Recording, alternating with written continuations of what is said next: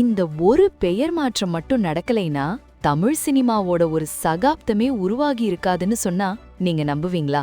இன்னைக்கு நாம ரசிச்சு பாக்குற எத்தனையோ கிளாசிக் படங்களோட நாயகி, அலைகள் ஓய்வதில்லை முதல் முதல் மரியாதை வரை தன் நடிப்பால மிரட்டுன அந்த நடிகையோட உண்மையான பெயர் ராதா கிடையாது. ஆமாங்க, அவரோட அசல் பெயர் உதயச்சந்திரா. ஆனா இந்த உதயச்சந்திரா எப்படி ராதாவா மாறினாங்க? பாரதி ராஜா ஏன் அந்த பெயரை மாத்தினாரு? இதுக்கு பின்னாடி இருக்கிற சுவாரஸ்யமான ரகசியங்கள் என்ன? இத பற்றி தான் இன்னைக்கு நாம டீப்பா பார்க்க போறோம். ஸ்கிப் பண்ணாம பாருங்க, ஏன்னா இதுல பலருக்கும் தெரியாத ஒரு சினிமா ஹிஸ்டரி இருக்கு. பொதுவான பின்னணி தகவல்களின்படி 80களோட கனவு கண்ணியா இருந்த ராதாவோட ஆரம்பகால வாழ்க்கை ஒரு சாதாரண மலையாள பெண்ணா தான் தொடங்குச்சு. அவங்க அக்கா அம்பிகா அப்பவே சினிமால பிஸியா இருந்தாங்க. ஒருமுறை பாரதி ராஜா சார் ஒரு மலையாள படம் இயக்க போகும்போது அம்பிகாவோட அம்மா அவரை பார்க்க போயிருக்காங்க. ஆனா அப்ப அம்பிகாவை பார்த்த பாரதி ராஜா, நீங்க ரொம்ப மலையாள பொண்ணு மாதிரி இருக்கீங்க, என் கதைக்கு செட் ஆக மாட்டீங்கன்னு சொல்லிட்டாராம். ஆனா விடாத அந்த தாய் தன்னோட மத்த 3 மகள்களோட போட்டோவையும் அவர்கிட்ட காட்டியிருக்காங்க.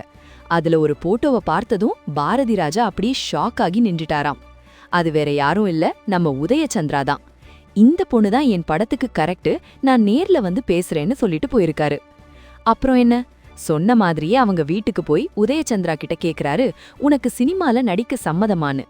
9ஆம் வகுப்பு முடிச்சிருந்த அந்த சிறுமி சம்மதம் சொல்ல உருவானதுதான் அலைகள் ஓய்வதில்லை. ஆனா இங்கதான் ஒரு பெரிய ட்விஸ்ட். அந்த படத்துல முதல்ல நடிக்க வேண்டியது பானுமதி அப்படிங்கிற நடிகை தான். ஆனா கால் ஷீட் பிரச்சனையால அவங்க வர முடியாம போக அந்த வாய்ப்பு உதயச்சந்திராவுக்கு கிடைச்சது. அந்த படத்துல நடிக்கும்போது அவங்களுக்கு தமிழ் ஒரு வார்த்தை கூட தெரியாதாம். வசனம் முழுக்க மலையாளத்துல எழுதி வச்சுக்கிட்டு தான் பேசி நடிச்சிருக்காங்க. ஆனா படம் ரிலீஸ் ஆன அப்புறம் யாருமே நம்பல இது அவங்களோட முதல் படம்னு.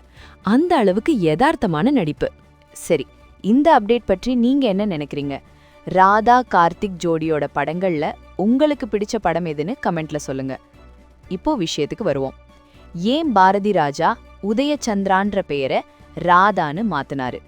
சினிமா வட்டார தகவல் படி பாரதி ராஜா சாருக்கு ஒரு சென்டிமெண்ட் உண்டு. அவர் அறிமுகப்படுத்துற கதாநாயகிகளுக்கு ரா அப்படிங்கிற எழுத்துல தொடங்குற மாதிரி தான் பெயர் வைப்பாரு. உதாரணத்துக்கு ராதிகா, ரேவதி மாதிரி ராதாவையும் மாத்தினாரு. ஆனா ஆரம்பத்துல நம்ம உதயச்சந்திராவுக்கு இந்த பேர் பிடிக்கவே இல்லையாம். என் பேர் நல்லா தானே இருக்கு, எதுக்கு மாத்தணும்னு வருத்தப்பட்டிருக்காங்க. அப்புறம் மத்தவங்க எல்லாம் சொல்லி புரிய வச்சிருக்காங்க, பாரதி ராஜா பெயர் மாத்தின நடிகைகள் எல்லாம் பெரிய லெவல்ல ஜெயிச்சிருக்காங்கன்னு. அதுக்கப்புறம் தான் அவங்க சமாதானமானாராம். ராதாவோட கெரியர்ல மிக முக்கியமான படம் முதல் மரியாதை. சிவாஜி கணேசன் சார் கூட நடிக்கும்போது ராதாவுக்கு ஒரு பயம் இருந்தது. ஆனா சிவாஜி சார் சொன்னாராம், நம்ம 2 பேரோட கெமிஸ்ட்ரியும் பாரதி ராஜாவுக்கு இன்னும் திருப்தி தரல, நாம இன்னும் யதார்த்தமா நடிக்கணும்னு. அதுக்கப்புறம் ஒரு பக்காவான கிராமத்துப்பு பெண்ணா மாறி ராதா கொடுத்த பர்ஃபார்மன்ஸ் இன்னைக்கும் ஒரு பாடப்புத்தகம் மாதிரி இருக்கும். ஆனா ஒரு வருத்தமான விஷயம் என்னன்னா, அந்த படத்துல ராதாவுக்கு டப்பிங் கொடுத்தது நடிகை ராதிகா. அந்த ஒரே காரணத்துக்காக தான் ராதாவுக்கு அந்த வருஷம் தேசிய விருது கிடைக்காம போயிருச்சுன்னு இன்னைக்கும் ஒரு பேச்சு இருக்கு. ரஜினி, கமல், விஜயகாந்த்னு எல்லா டாப் ஹீரோக்கள் கூடவும் நடிச்ச ராதா 1991ல டி ராஜேந்திரன் இயக்கத்துல வந்த சாந்தி அண்ட் சாந்தி படத்துக்கு அப்புறம் திடீர்னு சினிமாவை விட்டு விலகிறதா முடிவெடுத்தாங்க. அது ரசிகர்களுக்கு பெரிய அதிர்ச்சியா இருந்தது. ஒரு உச்ச கட்டத்துல இருக்கும்போதே விலகிறதுங்கிறது சாதாரண விஷயம் இல்ல.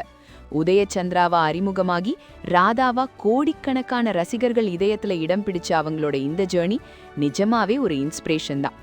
ஆனா ராதா அந்த காலத்துல உருவாக்குன இந்த மேஜிக் இன்னைக்கும் யாராலையும் மறக்க முடியாது. இந்த தகவல் உங்களுக்கு புதுசா இருந்தா உங்க நண்பர்களுக்கும் ஷேர் பண்ணுங்க. மறக்காம நம்ம சேனலை சப்ஸ்கிரைப் பண்ணிடுங்க. அடுத்து எந்த நடிகரோட அல்லது நடிகையோட ஹிஸ்டரி வேணும்னு கமெண்ட்ல சொல்லுங்க. நன்றி.